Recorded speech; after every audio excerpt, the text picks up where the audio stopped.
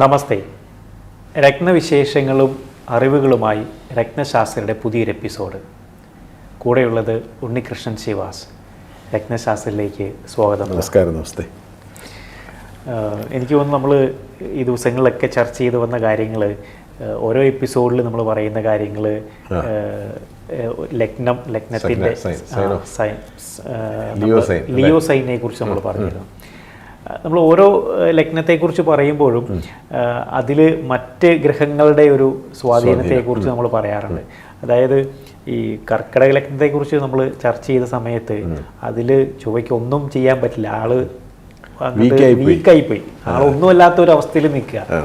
ഈ ആൾക്ക് ഇവിടെ വരുമ്പം, ഈ ചിഹ്നത്തിൽ വരുമ്പം, ലിയോയിൽ വരുമ്പം ആളുടെ ഒരു സ്ഥിതി എന്താണ്? ആൾക്ക് എന്തെങ്കിലും കർക്കിടകത്തിൽ പുള്ളിക്ക് സംഭവിച്ചത് സൈൻ ഓഫ് സെന്റിമെന്റ്സും ചൈൽഡ്ഹുഡും മദർഹുഡും ഒക്കെ ആയിട്ടുള്ളൊരു സൈനാണല്ലോ കർക്കിടകം. അവിടെ നിന്ന് പുള്ളിയുടെ ആയുധം വെച്ച് കീഴടങ്ങാനേ പറ്റുള്ളൂ. പുള്ളിക്ക് ഒന്നും ചെയ്യാനില്ല, കംപ്ലീറ്റ് ആയിട്ട് പുള്ളി സൈലന്റ് ആയിട്ട് ഇരിക്കുകയാണ് ചെയ്യുന്നത്. മറിച്ചത് ചിങ്ങത്തിൽ വന്നു കഴിയുമ്പം ചൊവ്വ ഒരു പൊതുവെ ഒരു മസ്കുലൈൻ പ്ലാനറ്റാണ്, സൂര്യനും അത് തന്നെയാണ്.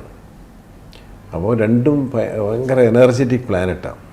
അതിപ്പോൾ ചിങ്ങത്തിൽ തന്നെ ചൊവ്വായി നിൽക്കുമ്പോൾ എന്ന് പറഞ്ഞാൽ വല്ലാത്തൊരു കോമ്പിനേഷൻ. അത് വളരെ അഗ്രസീവായിട്ടും ധൈര്യവും ഒരു ഡബിൾ എഫക്റ്റ്, നല്ല ശബ്ദം, പക്ക പോലീസ് ഓഫീസേഴ്സ്, കമാൻഡിങ് പവർ, എവിടെയും അവരായിരിക്കും റൂൾ ചെയ്ത് നിൽക്കുന്നത്. ഇനി ജോലി സ്ഥലത്താണെങ്കിൽ ജോലി സ്ഥലത്തും പവർഫുള്ളായിരിക്കും.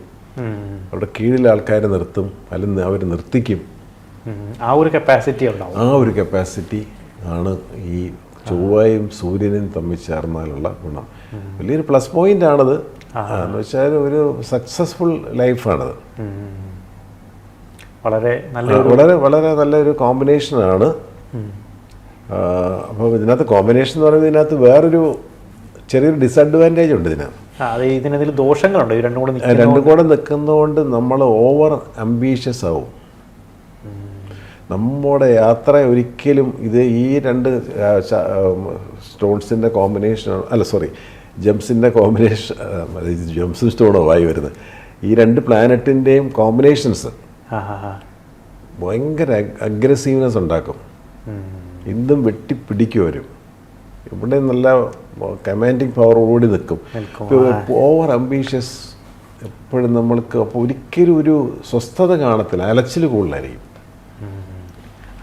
അതൊരു ഡിസഡ്വാൻറ്റേജ്. ഭയങ്കര അലച്ചിലായിരിക്കും അവർക്ക്. ഇവരെല്ലാ കാര്യങ്ങളും ഏൽക്കും, എല്ലായിടത്തും ഇവർ ചെല്ലാൻ നോക്കും, ഓടി നടക്കും. ഇങ്ങനെ അങ്ങനെ ചെയ്യുക, ഒന്ന് കഴിയുമ്പോൾ വേറൊന്നായിരിക്കും. അപ്പോൾ ഒരു സ്വസ്ഥത കുറവുണ്ടാവും. ഫുൾ ടൈം എൻഗേജ്ഡ് ആയിട്ട്, ബിസി ആയിട്ട്, ഓരോ കാര്യങ്ങൾക്ക് കഴിയുമ്പോൾ അടുത്ത കാര്യങ്ങളിലേക്ക് വന്ന് അങ്ങനെ നിൽക്കുന്ന ഒരു സംശയം. അവർക്ക് അതിനുള്ള ആരോഗ്യവും ഹെൽത്തും എല്ലാം ഉണ്ട്. രണ്ടും നല്ല റെഡ് എനർജിയാണ് ആ ബോഡിയിൽ നിൽക്കുന്നത്. അപ്പോൾ സൂര്യനും ചൊവ്വയും തന്നെ അവിടെ നിൽക്കുക. ചിങ്ങമാസത്തിൽ ജനിച്ചു, ചിങ്ങ ലഗ്നം, ചൊവ്വ കൂടെ, ഭയങ്കര കോമ്പിനേഷന്,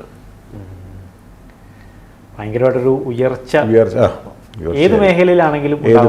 ഇപ്പം ഒരു കുട്ടി ജനിക്കുകയാണ്, ഒരു വളരെ ഒന്നും ഇല്ലാത്ത ഒരു കുടുംബത്തിലാണ് ഇങ്ങനെ ഒരു കുട്ടി സന്താനം പിറക്കുന്നതെങ്കിൽ അവരുടെ വീട്ടിലും ചേഞ്ചസ് ഉണ്ടാവും, ഫാദറിനൊക്കെ ഗുണമുണ്ടാവും.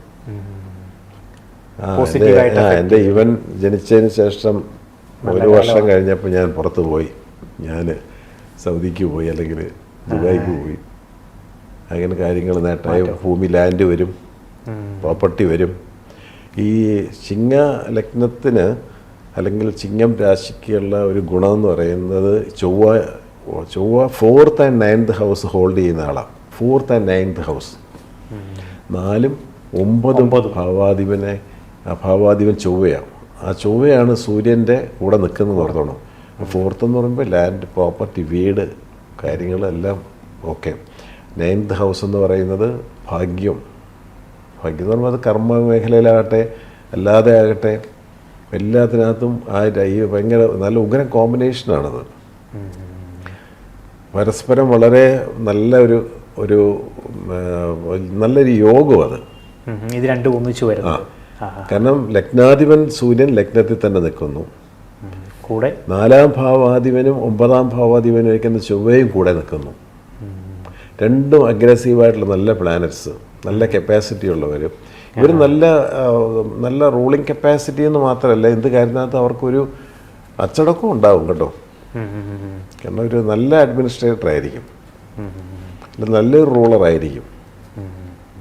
അല്ല, ഇത് ഒരു ഔട്ട് ഓഫ് ദ വേ ആയിരിക്കത്തില്ല, ഒരു സ്ട്രിക്റ്റ് ആയിരിക്കും. കാര്യങ്ങളൊക്കെ വെടിപ്പായിട്ട് നടത്തിയെടുക്കും. അത് ചൊവ്വ നന്നോളും. മറ്റേ പുള്ളി നിന്ന് കൊടുത്താൽ മതി സൂര്യനെ. ചൊവ്വ നടപ്പാണല്ലോ അദ്ദേഹത്തിന്റെ ഡ്യൂട്ടി. അതാണ് സഡൻ ആക്ഷനാ, എല്ലാം ഇംപ്ലിമെന്റ് ചെയ്യും അപ്പം തന്നെ. അതിന്റെ ആളാണ് ഈ ചൊവ്വ. ഇപ്പം സാറ് പറഞ്ഞു ഈ ലിയോ സൈൻ അല്ലെങ്കിൽ അതിന് വളരെ ഫ്രണ്ട്ലി ആയിട്ടുള്ള ഒരാളാണ് ഈ ചൊവ്വ എന്ന് പറയുന്നത്. അതേപോലെ ഫ്രണ്ട്ലി ആയിട്ടുള്ള മറ്റ് ഹൗസസ് അല്ലെങ്കിൽ മറ്റ് പ്ലാനറ്റ്, വ്യാഴം നല്ലതാ. ഫിഫ്ത്ത് ഹൗസ് വളരെ നല്ലൊരു ഹൗസ് ആണല്ലോ ഈ ലിയോ സൈൻ്റെ കൂടെ. ലിയോ എന്നൊരു ചിങ്ങത്തിന്റെ ഫിഫ്ത്ത് എന്ന് പറയുമ്പം ധനു. അത് പിന്നെ ആ ധനു മാത്രമല്ല, ആ വ്യാഴത്തിന് അഷ്ടമസ്ഥിതിയുണ്ട്. പക്ഷെ അതിനകത്ത് അത്ര കൺസിഡർ ചെയ്യേണ്ട കാര്യമില്ല, വ്യാഴമാണിത്. ഇതിനകത്ത് ഈ ചൊവ്വയും വ്യാഴവും സൂര്യൻ ഇതൊക്കെ വളരെ ഫ്രണ്ട്ലി പ്ലാനറ്റ്സ് ആണ്. ചന്ദ്രൻ, സൂര്യൻ, ചൊവ്വ, വ്യാഴം ഭയങ്കര ഫ്രണ്ട്ലി ആയിട്ട് പോകുന്ന പ്ലാനറ്റ്സുമാണ്. അപ്പോൾ ചൊവ്വയും വ്യാഴവും സൂര്യൻ്റെ അനുകൂലമായിട്ടുള്ള ഇതാണ്. പക്ഷേ നമ്മൾ ആദ്യം ഇതിന് മുന്നേ ഉള്ള 2 എപ്പിസോഡിൽ ആദ്യം നമ്മളൊരു ചാർട്ട് പറഞ്ഞായിരുന്നു. ചിങ്ങലഗ്നക്കാരനാണ്, വ്യാഴം നീചത്തിൽ പോയി നിൽക്കുന്നു, സ്റ്റോൺ പറ്റില്ല കേട്ടോ. അപ്പോൾ അതാണ് അത് ചാർട്ട് നോക്കണം. ചിങ്ങം രാശിയുടെ ഒരു ഫ്രണ്ട്ലി പ്ലാനറ്റ് എന്ന് പറയുന്ന പൊസിഷൻ എന്ന് പറയുന്നത് 5th ഹൗസിൽ നിൽക്കുന്ന വ്യാഴം, 4th ഹൗസിൽ നിൽക്കുന്ന ചൊവ്വ, 9th ഹൗസ് ഹോൾഡ് ചെയ്യുന്ന ചൊവ്വ. ഇത് വളരെ നല്ലൊരു സംഭവമാണ്. പക്ഷേ ചൊവ്വയുടെ വ്യാഴത്തിൻ്റെയും പൊസിഷൻ നമ്മളൊരു സ്റ്റോൺ വാങ്ങാൻ ചെന്നാൽ നോക്കിയതിന് ശേഷമേ ചെയ്യാവൂ. എനിക്ക് തോന്നുന്നു കൂടുതൽ വിവരങ്ങളിലേക്ക് നമുക്കൊരു ബ്രേക്കിന് ശേഷം തിരികെ വരാം.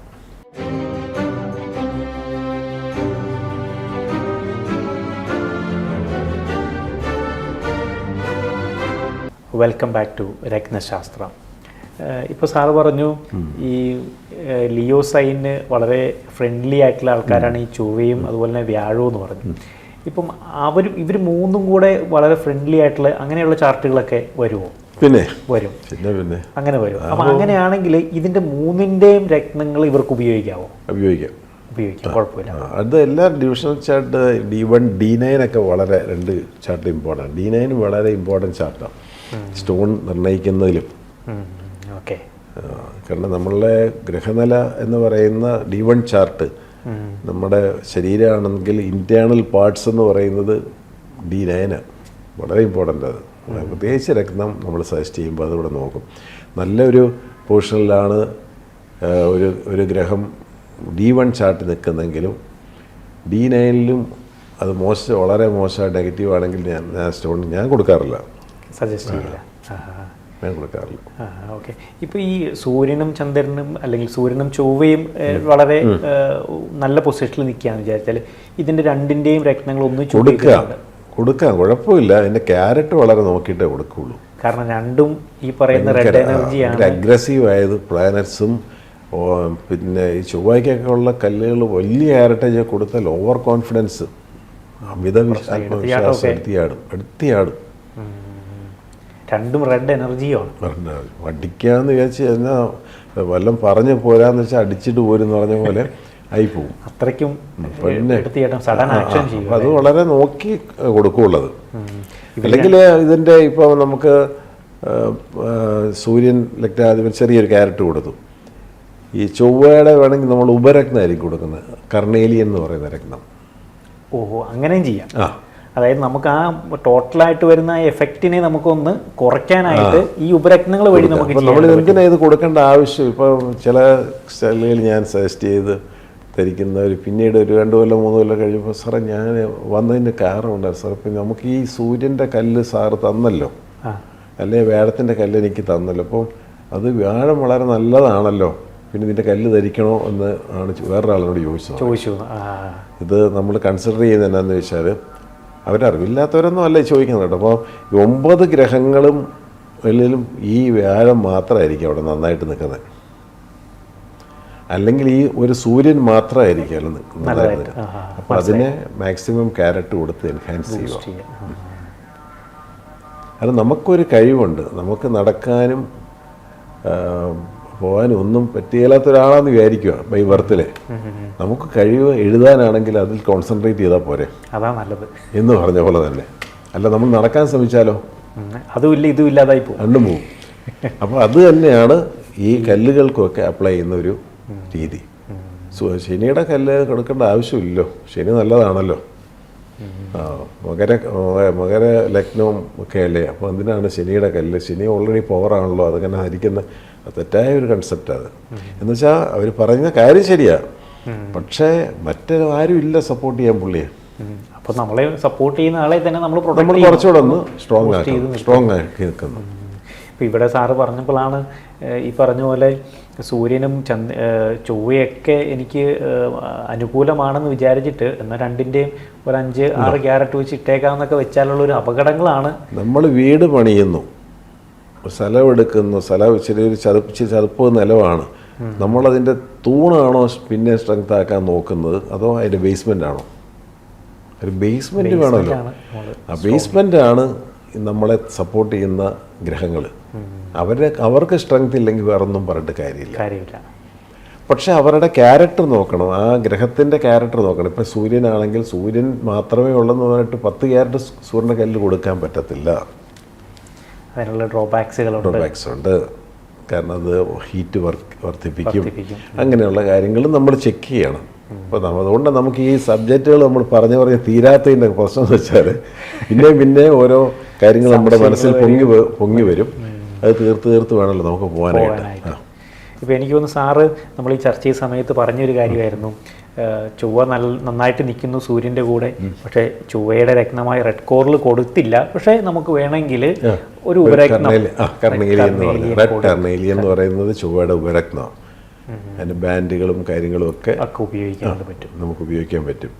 അതൊക്കെ ഉപയോഗിക്കുമ്പോൾ നമുക്ക് ആ റെഡ് ഷർട്ടുകൾ, പിങ്ക് ഷർട്ടുകൾ ഒക്കെ ഉപയോഗിക്കുമ്പോഴും ഒക്കെ സപ്പോർട്ട് കിട്ടും കേട്ടോ.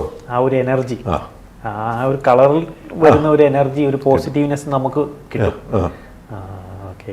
ഈ കർണേലി എന്ന് പറയുന്ന സ്റ്റോൺ എക്സ്പെൻസീവ് ആയിട്ടുള്ള സ്റ്റോൺ, നമുക്ക് മാർക്കറ്റിൽ ധാരാളം കിട്ടുന്ന ആൾക്കാർക്ക് അറിയില്ലാത്തതുകൊണ്ട് ഒരു ചോദിക്കാത്ത ആൾക്കാർ നോക്കുമ്പോൾ മെയിനായിട്ട് വരുന്ന കുറച്ച് രത്നങ്ങളാണ് എല്ലാവർക്കും അറിയപ്പെടുന്നത്. കർണേലിയൻ്റെ ഒരു നല്ലൊരു മാലയിട്ട് അടിയിൽ വേണമെങ്കിൽ ഒരു കോറലിടാം, അവർക്ക് കോറൽ സ്യൂട്ടാണെങ്കിൽ ഇടാം. കർണേലിയൻ്റെ ബ്രേസ്ലെറ്റുകൾ ഇടാം, യൂസ് ചെയ്യാം.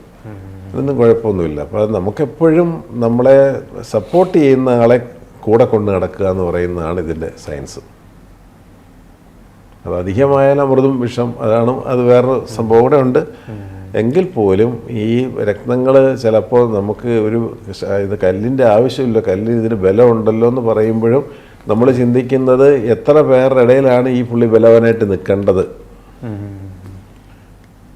ബാക്കി എല്ലാ ഗ്രഹങ്ങളും ഓൾമോസ്റ്റ് സപ്പോർട്ടീവ് ആണെങ്കിൽ ചിലപ്പോൾ നമുക്ക് അതിൻ്റെ സ്റ്റോൺ വിട്ട് കൊടുക്കാം. അപ്പോൾ വീക്കായിട്ടുള്ള ഗ്രഹങ്ങളെ നമുക്ക് എൻഹാൻസ് ചെയ്യാം. പിന്നെ ഒരു 1 and only പ്ലാനറ്റിനെ നമുക്ക് എൻഹാൻസ് ചെയ്യാം. പിന്നെ നമ്മളുടെ ഏജ്, ആ കാര്യങ്ങളെല്ലാം നമ്മൾ കണക്ക് കൂട്ടിയിട്ട് അതിൽ നമുക്ക് എന്തിനാണ് മുൻതൂക്കം, ഒരു 60+ ഹെൽത്ത് അല്ലേ, ഒരു 5 വയസ്സ് മുതൽ 25 വയസ്സ് വരെ പഠന കാലഘട്ടം, അവിടെ വിദ്യാഭ്യാസം, അതിനുശേഷമുള്ള നമ്മുടെ കരിയർ, ഫാമിലി, ഇതുമെല്ലാം നമ്മൾ കൺസിഡർ ചെയ്യും. എന്നിട്ടാണ് കല്ല് കൊടുക്കുന്നത്. നമ്മളൊരു മൾട്ടി വൈറ്റമിനായിട്ട് നിൽക്കുന്ന ഒരു പ്രത്യേക കാര്യത്തിലല്ല കല്ല് ധരിക്കേണ്ടതെന്ന് ഞാൻ പറയുന്നുണ്ട്. പക്ഷെ അതോടൊപ്പം തന്നെ ഇതും കൺസിഡർ ചെയ്യണമല്ലോ. 65 വയസ്സ് കഴിഞ്ഞ ആൾക്ക് മാരേജുമായിട്ട് കണക്റ്റഡ് ആയിട്ടുള്ള കല്ല് കൊടുക്കേണ്ട കാര്യമുണ്ടോ? ഡയമണ്ട്സ് ആൾക്ക് പിന്നെ വേണ്ടത് ആളുടെ ആരോഗ്യം. അപ്പോൾ അതിനെ ഫാൻസി മിനറൽ ആയിട്ടുള്ള ഒരു ഡയമണ്ട് 65 വയസ്സ് 70 വയസ്സിൽ നമ്മൾ ധരിക്കേണ്ട ആവശ്യം കുറവാണ്. അല്ല, ധരിക്കുന്നതിന് കുഴപ്പമൊന്നുമില്ല. പക്ഷേ നമ്മൾ ആ ആവശ്യത്തെ നമ്മളൊന്ന് ഏതാണ് ഏറ്റവും പ്രാധാന്യമുള്ളത്. പഠിക്കുന്ന കുട്ടിക്കാണെങ്കിൽ ബുധൻ ബുദ്ധി, രണ്ട് ലഗ്നം എന്ന് വെച്ചാൽ അവൻ്റെ ശരീരം, അവൻ്റെ ആരോഗ്യം വേണമെന്ന് പഠിക്കണമെങ്കിൽ അവൻ്റെ സെക്കൻഡ് ഹൗസ്, അവൻ്റെ സംസാരം, വിദ്യാഭ്യാസം, 5th ഹൗസ്, 9th ഹൗസ്, ഇതെല്ലാം നമ്മൾ ചെക്ക് ചെയ്ത് ഇതെല്ലാം വിദ്യാഭ്യാസമായിട്ട് കണക്റ്റഡാണ്. വിദ്യാഭ്യാസമായിട്ട് കണക്റ്റഡ് എന്ന് പറയുമ്പോൾ പരീക്ഷ മാത്രമല്ലോ, പറച്ചിൽ, സംസാരം, മെമ്മറി, എല്ലാം ശ്രദ്ധ, കോൺസെൻട്രേഷന്, ഇല്ലേ, എല്ലാം ഇതിൽ വരുന്നു. എല്ലാം അതിനകത്ത് വരുന്നു. അപ്പോൾ അതിനെല്ലാം ഉതകുന്ന തരത്തിലുള്ള രക്തമല്ലേ അവിടെ നമ്മൾ കൊടുക്കേണ്ടത്, അല്ലേ? അല്ലെങ്കിൽ 20 വയസ്സ് താഴെ, 18 വയസ്സുള്ള ഒരു താഴെയുള്ള കൊച്ചിന് ഒരു വലിയ ഡയമണ്ട് എടുത്ത് കൊടുക്കേണ്ട കാര്യമുണ്ടോ? റൊമാൻറ്റിക് ആയിട്ടുള്ളൊരു സ്റ്റോണ്, ഇല്ലേ? അപ്പം കാലങ്ങളും ഉണ്ട് ഇതിന്, അതുമനുസരിച്ച് വേണം നമ്മൾ കൊടുക്കാനായിട്ട്. ഓക്കെ, എനിക്ക് തോന്നുന്നു ഈ പറഞ്ഞ രീതിയിൽ നമ്മൾ ഈ ലിയോ സൈന് ഒരു സ്വന്തമായിട്ടൊരു ബിസിനസ് ചെയ്യുന്ന ആൾ, അല്ലെങ്കിൽ ഒരു ബിസിനസ് മാനാന്നും കൂടെയാണ് സാർ പറഞ്ഞു. സ്വന്തമായിട്ട് ഒരാളുടെ കീഴിൽ വർക്ക് ചെയ്യാൻ ഇഷ്ടപ്പെടാതെ സ്വന്തമായിട്ടൊരു കാര്യം ചെയ്യാൻ ഉദ്ദേശിക്കുന്ന ഒരാളാണ്. അപ്പം ഇങ്ങനെയുള്ള വ്യക്തികൾ എനിക്ക് തോന്നുന്നു കൂടുതലും ചിലപ്പം എന്തെങ്കിലും ഒരു പാർട്ട്ണർഷിപ്പോ കാര്യങ്ങളിലേക്കൊക്കെ പോകാനുള്ളൊരു സാധ്യതയുണ്ട്. അപ്പോൾ ആ ഒരു കാര്യങ്ങൾ എങ്ങനെയാണെന്നുള്ളത് നമുക്ക് ഒന്ന് പ്രേക്ഷകരോട് പങ്കുവയ്ക്കണം. അത് നമുക്കൊരു ബ്രേക്കിന് ശേഷം അതിലേക്ക് തിരികെ വരാം.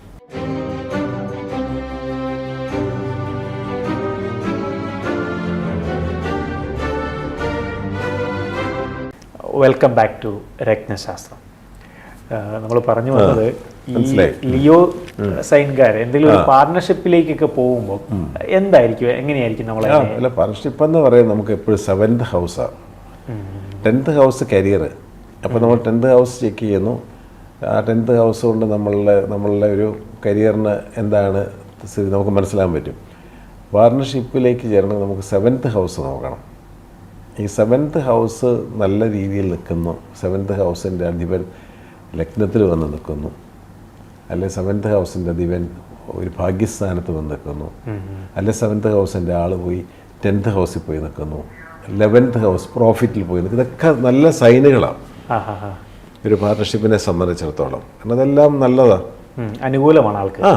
7ാം ഭാവാധിപൻ തന്നെ ലഗ്നത്തിൽ വന്ന് നിൽക്കുന്ന വളരെ അനുകൂലമാണ്. അത് ലൈഫ് പാർട്ണർഷിപ്പിലും നല്ലതാണ്. ഒരു പൂർവ്വജന്മ ബന്ധം കാണും ഇതിന്.